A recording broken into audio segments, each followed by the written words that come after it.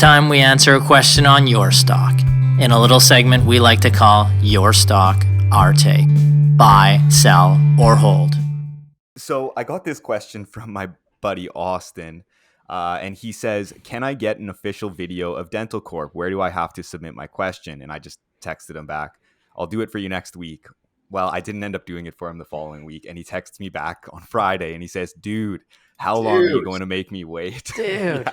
Yeah. So I am conducting this for Austin, so sorry for making And where's you the wait, buddy. Coors Light? And man? for all Dude. listeners, of course, right? And for all Yes. listeners, of course. And just to give you some background, the reason he's interested in this company is because he is in the dental industry himself. Oh, okay. Wow. So he's Yeah. got some, kind of some insight on the industry. So going over here, so Dentalcorp Holdings Limited, DNTL, on the TSX, currently trading at a price of about $9.71 and a $1.8 billion market cap.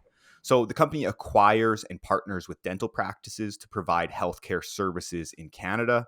And as at September 30th of 2022, the company was the largest provider of dental services in Canada, as it owns and operates a network of over 538 dental practices with approximately 8,450 team members, including over 1,650 dentists, over 2,000 hygienists, and over 4,800 auxiliary dental health professionals. So moving to the company's growth strategy, this is from the company's or Dentalcorp's investor presentation. So the company aggressively grows through acquiring independent dental practices with a selection criteria of 2 to 2.3 million in revenue and about 500,000 in EBITDA. And management has noted that they have a current pipeline of over 720 identified target practices, of which approximately 190 are in more advanced stages of negotiation right now. And management claims that following an acquisition of a practice, they can reduce costs and increase the practice's EBITDA margin by 10 to 15% following the first year. And plus, they're targeting about 3% same practice revenue growth over the medium term. I don't know exactly how they're defining medium term, but that's what they noted, which essentially is achieved through increasing frequency of patient visits and by increasing service offerings with clear aligners through their partnership with Invisalign and ortho treatments and implants. Now, looking at some operational updates here. So on November 21st of 2022, the company announced a strategic review process to unlock shareholder value, which the board has established to potentially sell the business following some unsolicited expressions of interest from other parties. And they noted that there can be no assurance that the process will lead to the approval or completion of any transaction, and it does not intend to provide any updates with respect to the review until the board approves a specific transaction or otherwise concludes review of all of its alternatives.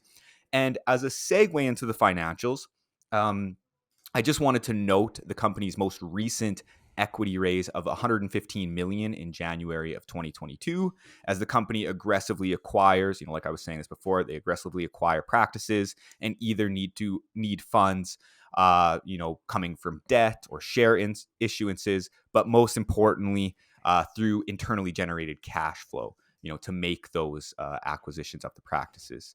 And as you can see here in the chart, or in the share count chart from Y Charts that I have pulled up here at the bottom, the company's share count has increased to about 185 million shares outstanding. So they have been diluting, over the last year here.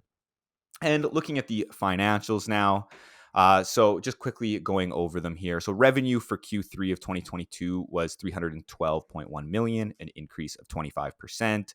Adjusted EBITDA was also up double digits, 28% to 59.3 million. And the company on a GAAP basis is still technically losing money with a net loss of 14.7 million or 8 cents per share. And looking at the balance sheet, the company held about 133 million in cash and had debt and leases of 1.35 billion, providing a net debt position of about 1.22 billion and a trailing net debt to EBITDA multiple of about 5.5 times, which is getting pretty high. And if we look at the interest coverage ratio, which is earnings before interest and tax divided by the interest expense.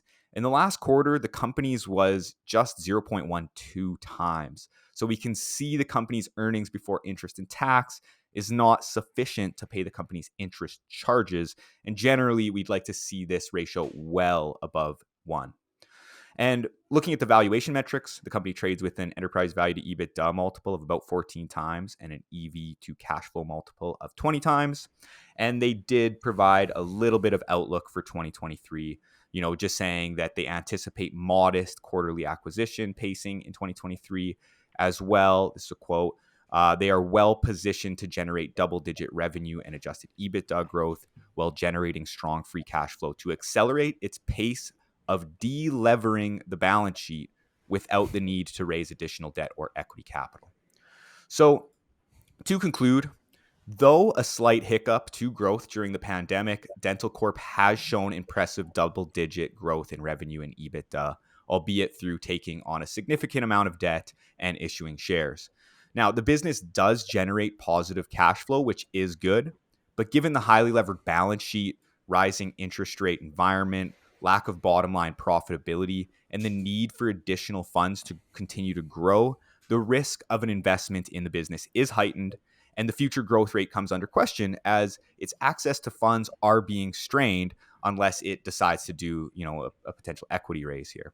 So I would say, it is interesting that the business is conducting a strategic review, which I'm not sure if it will amount to anything. But what I would like to see from the business is to essentially lower the leverage on its balance sheet and just try to get into more meaningful bottom line profitability. That is it. That is all. Good. So what does Austin think of the company? Well, Austin likes the company, but he likes the industry more, I guess, than the specific company himself or themselves. Because to give you some background, and hopefully Ozzy's okay with me saying this, is Ozzy works for a company who has dental labs all across Saskatchewan, and they ended up getting bought out by Sentinel Group. I believe it's Sentinel Group, who is a private equity company in New York. So this is essentially their biggest competitor. So, he's just kind of interested. And, he has heard some talk that, banks have been pulling in or basically not as willing to lend, of course, so I remember him telling me this not too long ago. So, he kind of raised some question marks around the growth strategy moving forward. But I mean, he was basically born and raised in this industry because his father started the dental practice or the labs, several years ago or many years ago. So, he does have a great understanding of the space. But yeah, I just think with a company like this, I mean, one thing I understand is that balance sheet and a 5.5 debt to EBITDA. That's like what you would expect of a utility. Yeah. That's a levered balance sheet. And I doubt that they would have wanted to get leverage up to that point had they known what was going to happen with interest rates over the last year. So definitely a major risk there, particularly for a company that's dependent on acquisition growth. Exactly. Yeah. I mean, you see these roll-up stories and, they get very aggressive with their, the growth at any cost scenario. And, while capital was cheap, perhaps you can make a case for growing that way. But, capital has increased significantly in terms of its price. And you're in a situation with a business like this where they've leveraged the balance sheet too aggressively, in our opinion. And, you now get to a scenario where now we're going to deleverage. Well, where's the growth going to come from? There's, if you're not making acquisitions, these businesses that they're buying, as in many cases across industries, aren't growing at a high rate. And so you have a low organic growth rate if it's there. Some of them are not growing at all organically, but you're buying these businesses on the relative cheap because you can continue to potentially use your share price. Well, I doubt they can do that right now. And then if you're going to go into further debt, well, they don't want to do that. So now you've got to a place where everything looked great in terms of the buildup of revenue over the past several years. But now that growth rate may stop. The premium multiple that you're getting stops, and then the share price can fall off a cliff. And really, since this is listed, it's not done very well at all in terms of its share price. And it's just an over-levered business at this point. And, you're doing a strategic review to see if they can, cash out. Yeah. But if they can't, there may be a debt issue at some point. Yeah, and as well, I did notice just in my quick research that they were conducting some hedging with interest rate swaps.